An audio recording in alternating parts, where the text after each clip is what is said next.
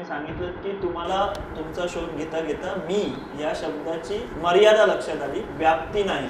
हे खूप अनुभवाचे बोल तुम्ही सांगितले जे तुम्ही प्रत्यक्ष अनुभवले, तुमचा स्वतःचा शोध घेता.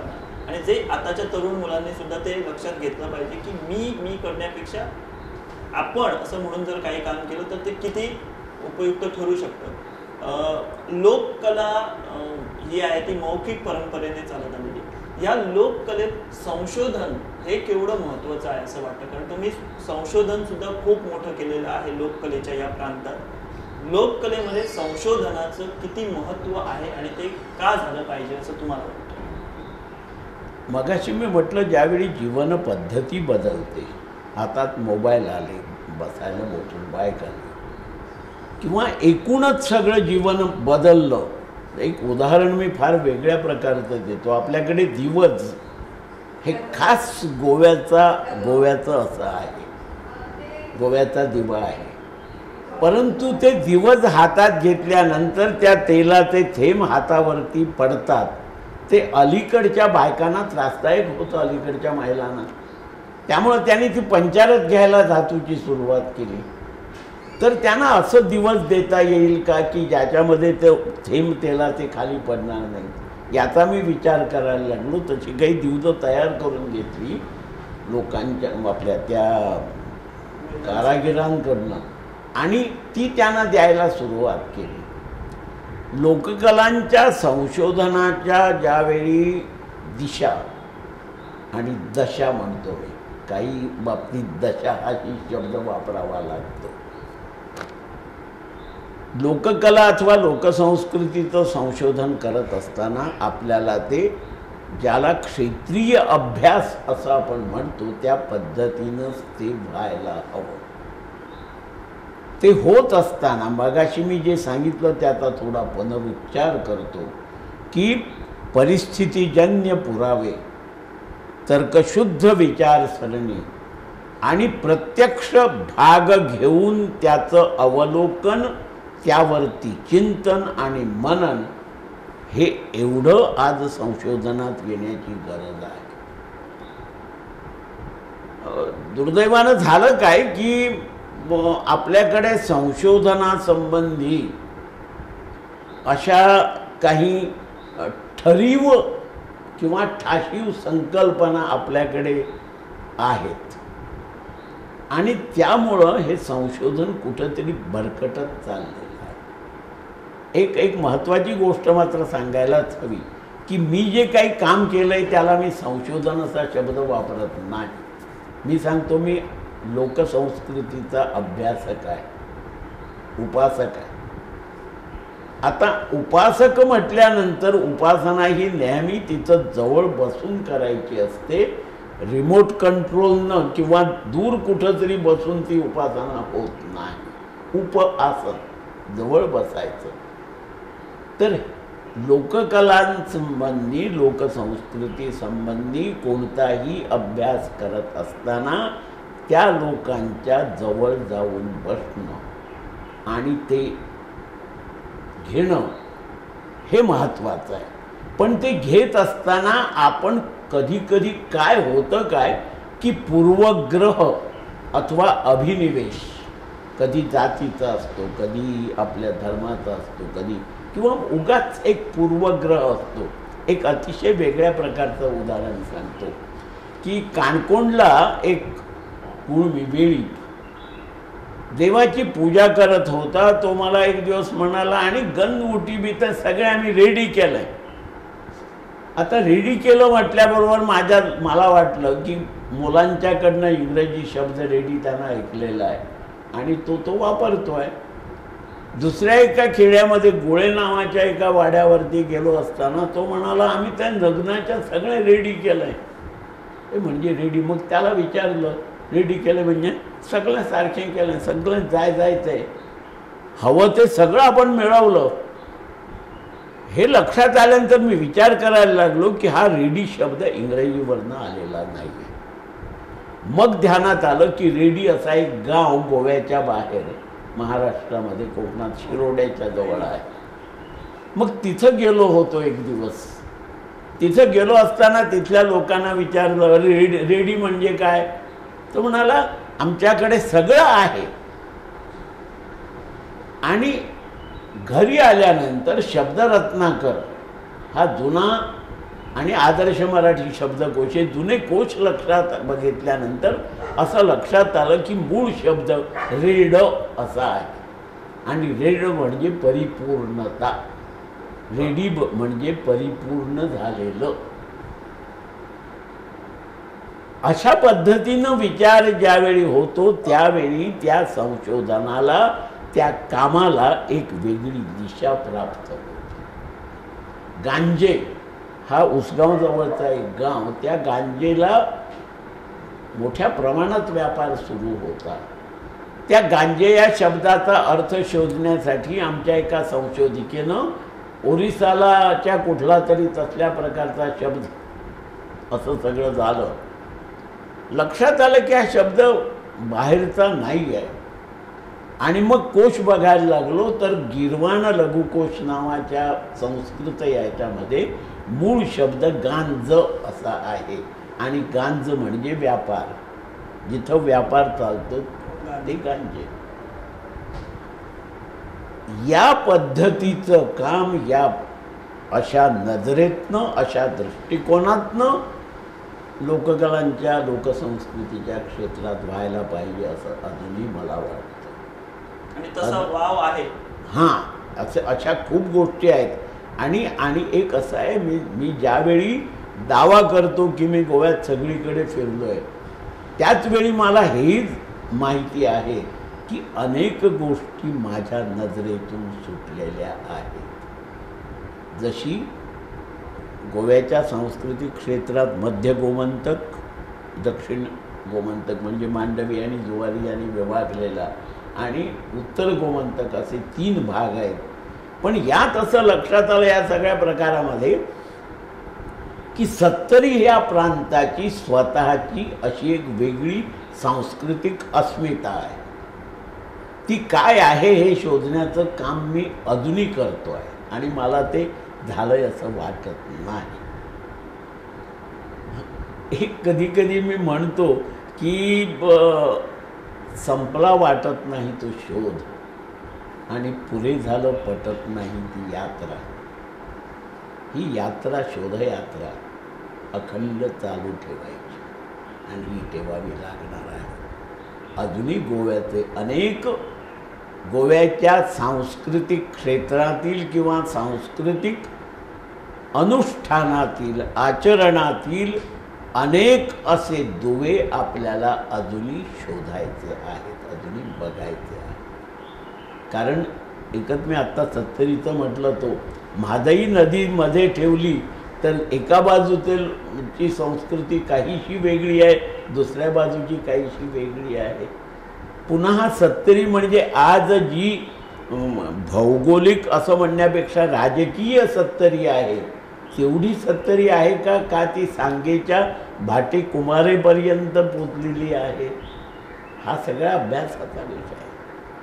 आणि हा अभ्यास पुस्तकं वाचून अथवा लायब्ररीत बसून होणारा नाही, तर तो तिथं जाऊन त्या लोकांकडनं, अजूनही काही जुने जाणते लोक यासंबंधी माहिती सांगू शकतात, ती माहिती घेणं, ती पडताळून बघणं वगैरे हे सगळं काम. आणि आजच्या संशोधनाच्या दिशा म्हणून मी मगाशी जे म्हटलं की मर्यादा मला माहिती आहे, व्याप्ती खूप मोठी आहे, पण माझ्या मर्यादा या सगळ्या ह्याच्यात. या पद्धतीनं संशोधन झालं तर गोव्याच्या संबंधातली अनेक रहस्य, अनेक गुपितं गोव्याच्या संस्कृती संबंधानं उघड होतील. जसं मी म्हटलं मगाशी एका वेगळ्या संदर्भात मी बोललो होतो की इथला गावडा हा 450 वर्षानंतरही कसा भारतीय संस्कृतीशी जोडला गेलेला आहे, ख्रिश्चन गावडा. एक उदाहरण मला सांगावंसं वाटतं की मारिओ मिरांडा सतत सांगत होता की मी सरदेसाई आहे, मी मिरांडा नव्हे. आणि त्याच्या अंतिम इच्छेनुसार त्याचं दहन केलं, दफन नव्हे, त्यांच्याच इच्छेनुसार. अशी खूप माणसं मला भेटली. हे सगळं आपल्याला अजूनही उलगडून बघायचं आहे. त्याच्यासाठी थोडं पोर्तुगीज दप्तर तपासावं लागेल. कारण एक अतिशय चांगली गोष्ट अशी आहे की पोर्तुगीज गोव्यात आले 1510ला काहीतरी, पण 1540मध्ये त्यांनी पुराभिलेखाची म्हणजे ज्याला आर्काइव्ज या खात्याची स्थापना इथं केली. आणि त्यांच्या तिथं अतिशय चांगले पेपर, काही कागदपत्र ज्याच्यामध्ये गोव्याची माहिती मिळू शकेल. ही पुराण्या गोव्याची आहे, म्हणजे ज्याला जुन्या काबिजादी म्हणतो तिथली आहे, परंतु ती गोव्याच्या बऱ्याच भागाला लागू करता येईल. याचं कारण असं की साष्टी, तिसवाडी आणि बारदेश हे 3 प्रांत, तिसवाडी मध्य गोमंतकात आहे, सासष्टी ही दक्षिण गोव्यात आहे म्हणजे दक्षिण सांस्कृतिक गोवा, आणि बारदेश हा उत्तर गोव्यातला प्रांत आहे. त्यामुळं आपल्याला याची अनेक रहस्य उलगडू शकतील. हे सांगत असताना आणखी एक गोष्ट सांगितल्याशिवाय मला राहत नाही की बारदेश म्हणजे बहिर्देश आहे असं बापू शिरोडकर या इतिहास संशोधकानं हे केलं. वस्तुस्थिती अशी आहे की तिथं 12 जागर होते. ते 12 प्रांत होते. 12 देश म्हणजे 12 देश. हे वस्तुस्थिती आजही तुम्हाला स्पष्ट करत असल्यानं अशा प्रकारच्या विधानांवरती आपण किती लक्ष देणार आहोत हा प्रश्न. आपलं आजचं खरंच जे संशोधन कुणीही करायचं म्हटलं या क्षेत्रामध्ये, तर त्याला सांस्कृतिक प्रदूषण हा शब्द मागाशी मी वापरला, तर सांस्कृतिक प्रदूषण होणार नाही या पद्धतीनं ते संशोधन झालं पाहिजे असं मला वाटतं. एक वेगळा प्रश्न विचारतो. तुम्ही अनेक लोककलांचा अभ्यास केला, अनेक तुम्ही जाणून घेतलं. तुम्हाला आवडलेला लोककला प्रकार कोणता आणि सगळ्यात क्लिष्ट लोककला प्रकार कोणता? नाही, सगळ्यात आवडलेला कला प्रकार असं म्हणणंच कठीण आहे. याचं कारण असं की आपण आता आपल्याला आमटी आवडते, पण तिच्याबरोबर भात असतो, भाजी असते, कधी लोणचं पापड हे सगळं असतं. त्यामुळं तुम्ही मला या प्रश्नाचं उत्तर मी निश्चितपणे देऊ शकणार नाही की मला आवडलेला कला प्रकार. पण एक आहे की गोव्याच्या एकूण याच्यामध्ये तालगडी नावाचा जो प्रकार आहे हा संपूर्ण गोव्यामध्ये आहे, परंतु त्याच्या अभिव्यक्तीच्या किंवा त्याच्या आविष्करणाच्या रंगरेखा वेगवेगळ्या आहेत. त्यामुळं मला ती तालगडी नेहमी साध घालते. कारण काणकोणची तालगडी वेगळी आहे, फोंड्यातली तालगडी वेगळी आहे. हा विभागवार फरक आहे, जमातवार फरक आहे.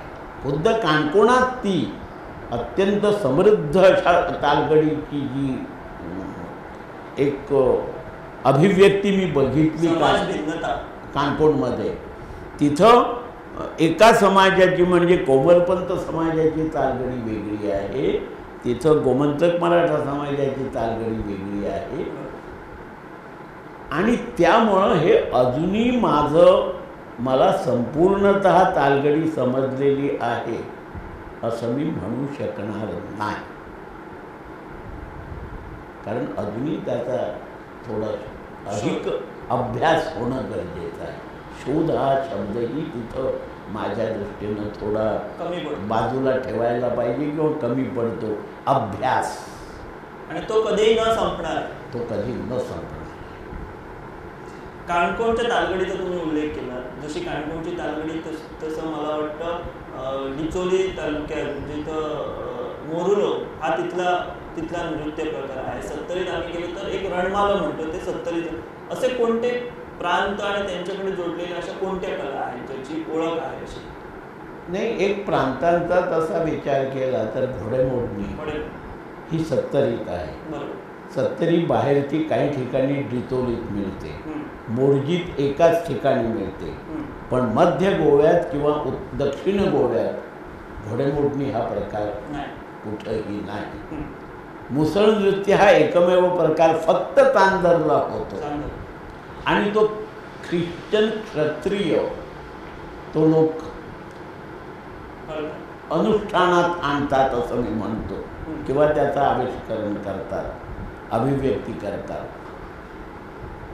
गावडा जागर हा साहजिकच गावडा लोक जिथं आहेत तिथं म्हणजे तिसवाडी, फोंडा या आणि पणजीच्या आसपासचा, सॉरी तिसवाडी म्हटल्यानंतर पणजी आलं, फोंडा या भागात अधिक आहे, कारण तिथं गावडा जमात आहे. रणमाले फक्त सत्तरीत आहे. सत्तरीचं मगाशी मी वैशिष्ट्य सांगत होतो त्यावेळी रणमाले, घोडेमोडणी, त्यानंतर इवन ते चोराना पूर्ण वगैरे अनेक, किंवा करुल्यो किंवा हे लावणी पवाडा हे फक्त सत्तरीत सापडतं. अशा अनेक प्रत्येक प्रांताचं प्रत्येक विभागाचं असं स्वतःचं एक सांस्कृतिक रूप आहे.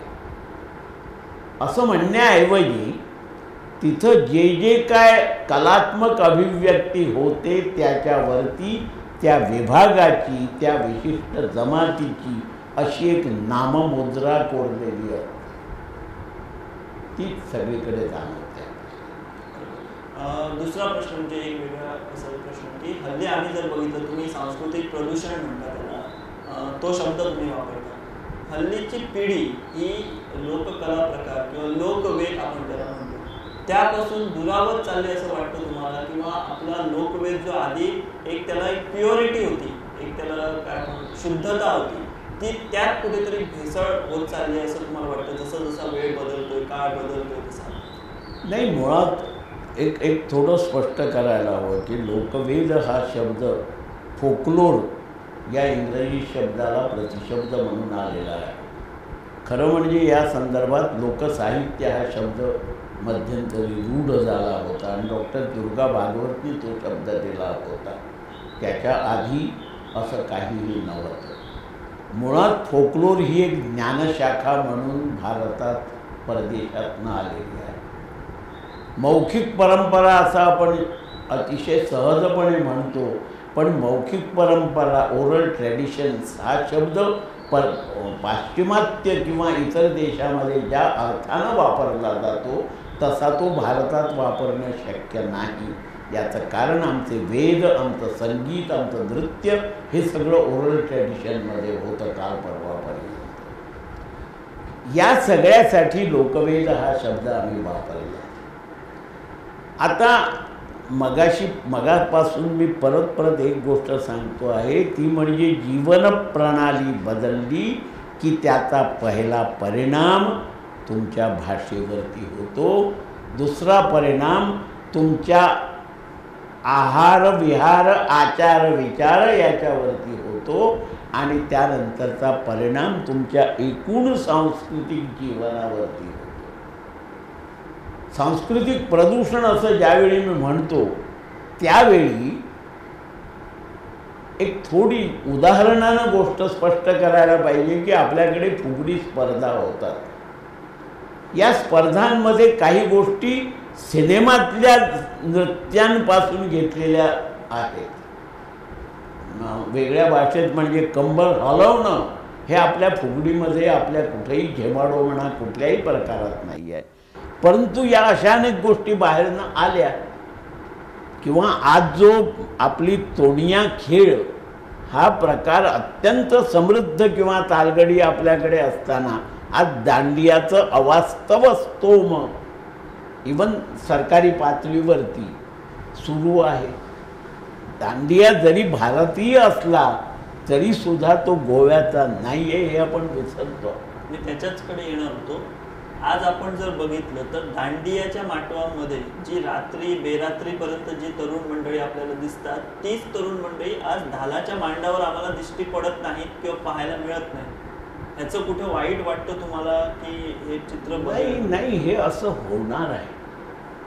एक गोष्ट लक्षात घेऊया की काही गोष्टी नष्ट होत आहेत कालानुसार, काही गोष्टी नव्यानं येत आहेत, काही गोष्टी बाजूला पडत आहेत. हे सगळं असं घडतच राहणार आहे. आपण नाही हे थोपवू शकत किंवा थांबवू शकत. वेगळ्या भाषेत असं म्हणतो की जे जुनं आहे त्याला नव्या दृष्टिकोनातून नवसंजीवनी आपल्याला देता येईल का, याचा विचार आज व्हायला हवा असं मला वाटतं. नको आणि तो होत नाही, असं त्याचा विचार होत नाही असं मला सांगावं असं वाटतं. एक अतिशय वेगळं उदाहरण सांगतो की डॉक्टर शिवराम कारंतने यक्षगानावरती जे प्रयोग केले आणि यक्षगानामध्ये त्यांनी ट्रम्पेट आणि क्लॅरिओनेट वापरले,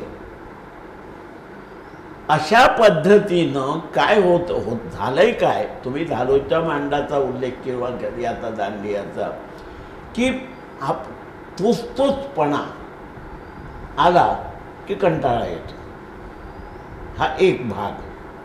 दुसरा भाग असा की माणसाला नेहमी नवनवीन काहीतरी मिळावं, बघायला मिळावं, ऐकायला मिळावं असं वाटत नाही. धालोमध्ये सगळं तेच आहे आणि त्याच्यात बदल करावा अशी ही परिस्थिती नाही आहे, होऊ नये असं मला स्पष्टपणे वाटतं. धालो तसाच राहावा. परंतु धालोतले काही जे नाट्यात्मक प्रसंग आहे, म्हणजे लग्न लावणं किंवा ते घोडची पिला किंवा मोरुलो, हे धालोतले नाट्यात्मक प्रसंग आहेत. हे प्रसंग अधिक कसे खोलवता येईल याचा विचार व्हायला. असं कोणीतरी या प्रांतात, मी जमेल तेवढा प्रयोग असं म्हणतो, जमेल तेवढे प्रयोग केले, जमेल तेवढं कामही केलं. परंतु मला असं वाटतं की अजूनही काही माणसं नव्या पद्धतीनं जुन्या गोष्टींचं आविष्करण किंवा त्याची अभिव्यक्ती कशी होईल याचा विचार आज झाला पाहिजे, पण तो होत नाही. आणि यालाही थोडी सामाजिक आणि राजकीय, शासकीय अशी अनेक कारणं आहेत. दुसरं काय झालंय की धालोत एक गीत आहे की सदीच्या कापडानं मी खेळ खेळलो, माथ्यातल्या फुलानं मी खेळ म्हणलो. आता सदीच्या कापडानं मी खेळ खेळलो म्हणजे नेहमीच्या वस्त्रांनी त्या तिथं खेळतात. आता या लोकांना कुणाला तरी वाटलं म्हणून या लोकांना एकाच रंगाच्या साड्या सगळ्या बायकांना नेसायला दिल्यानंतर, युनिफॉर्म म्हणतो तसा युनिफॉर्म झाल्यानंतर त्याचं स्वरूपही बदलणार. म्हणजे कुठं काय येतं, कशामुळं येतं एवढं सांगण्यासाठी हे उदाहरण आहे. मी कुणाला दोष देत नाही, कारण हे परिस्थिती नालेलं. आणि एक महत्त्वाची गोष्ट आपण या सगळ्या ह्याच्यामध्ये लक्षात ठेवली पाहिजे असं मला सतत जाणवतं की वैज्ञानिक आधुनिक तंत्र मंत्र यंत्र याचा एक अति तीव्र वेगानं येऊन आदळणारा असा एक आक्रमक पवित्रा आपल्या संपूर्ण जीवन आपलं घुसळून टाकतो आहे. याला आपण कशा पद्धतीने तोंड देणार हा प्रश्न आहे. सुरुवातीपासून एक सांगितलं तेच की परिस्थिती बदलते तसं हे सगळं बदलणार. आपण नाही थोपू शकणार, न आपण त्याच्यात वेगळं काही व्हावं असा विचार करू शकणार. आपण एकच गोष्ट करू शकतो आणि ती व्हायला पाहिजे असं मला वाटतं. ती म्हणजे प्रत्येक आविष्करणातले, प्रत्येक लोककलांच्या प्रत्येक प्रकारातले बीज घटक शोधून घेऊन त्या बीज घटकांना थोडंसं नवीन रूप द्यायचं, वास्तवतेशी जुळणारं, वास्तविकतेशी मिळणारं असं रूप त्याला द्यायचं. हे आपल्या हातात आहे आणि त्याला नवसंजीवनी द्यायची. हे आपण करू शकतो.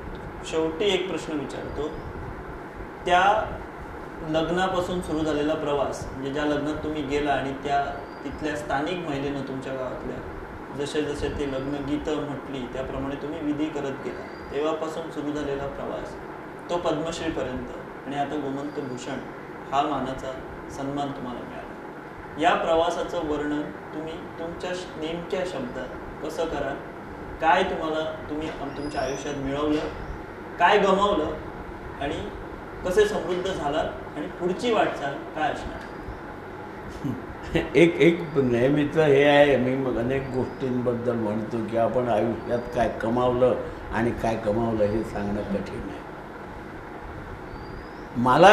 मला माणूस म्हणून घडवलं या सगळ्या प्रवासानं, आणि मला एक माणूस म्हणून जगता आलं. मला स्वतःची प्रतिमा निर्माण करता आली, मला स्वतःचं एक क्षेत्र निश्चित करता आलं. याच्यामध्ये मी काय गमावलं असं म्हटलं तर साधारणतः मी मराठी ललित लेखन अतिशय चांगलं करत होतो आणि चांगल्या लोकांनी म्हणजे माधवराव गडकरीसारख्या किंवा विजय तेंडुलकर सारख्या लोकांनी मला सतत सांगत होते की तुम्ही तुमची सोडू नका ललित लेखन, पण ते मी सोडलं. त्याच्यात काय गमावलं असं मला अजिबात वाटत नाही. आज या सगळ्या प्रवासामध्ये इतकं काही मला बघायला मिळालं, इतकं अनुभवायला मिळालं, इतक्या लोकांना हा एक आनंद सतत मी स्वतःसाठी वापरतो आहे. एक सांगायला हरकत नाही आहे, आम्ही बिघडलो असं माझं एक आत्मचरित्रात्मक कथन मी केलेलं आहे. आणि त्याच्यामध्ये एक की मी कोण हा प्रश्न आजही मला सुटलेला नाही. म्हणून मी शेवटी म्हटलंय ते की मी देहदान करायचं ठरवलेलं आहे, त्याचे म्हणजे करार केलेला आहे. बघूया निदान त्या विद्यार्थ्यांना तरी समजतं का की मी कोण होतो. मला वाटतं एवढं पुरेसं आहे. आणखी काय? तुम्ही जसं म्हणालात एवढं पुरेसं आहे, कारण आम्ही जेवढं बोलू तेवढं ते कमीच होईल. जेवढं तुम्हाला विचारू तुम्ही भरभरून सांगाल, पण कुठेतरी वेळेचं बंधन आहे म्हणून ते थांबतो. पण तुमच्याशी गप्पा, तुमच्याशी तुमचा सगळा अनुभव हा आम्ही कॅमेरा मागं सुद्धा सतत घेत राहू, तुमच्याकडे बातचीत करत राहू. तुमच्याकडे असलेलं ज्ञानाचं भांडार हे आम्ही आमच्या जवळ किंवा आम्ही जाणून घेण्याचा प्रयत्न करू. पण तुम्ही आज वेळ दिलात, आज तुम्हाला गोमंत विभूषण हा महत्त्वाचा असा पुरस्कार, एक सन्मान मिळालेला आहे. आजच्या दिवशी तुम्ही वेळ काढून आमच्याशी बातचीत केली. हा तुमचा त्या लग्नातल्या माटवापासून सुरू झालेला प्रवास पद्मश्री ते आता गोमंत विभूषणपर्यंतच्या या प्रवासातलं गमक किंवा तुमच्या आठवणी, तुमचा हा प्रवास तुम्ही वर्णन केलं, त्याबद्दल गोवन वार्ता लाईव्हच्या वतीनं आणि आमच्या समस्त गोमंतकीच्या वतीनं तुमचे आम्ही आभार मानतो आणि आम्ही इथेच थांबतो. धन्यवाद. धन्यवाद.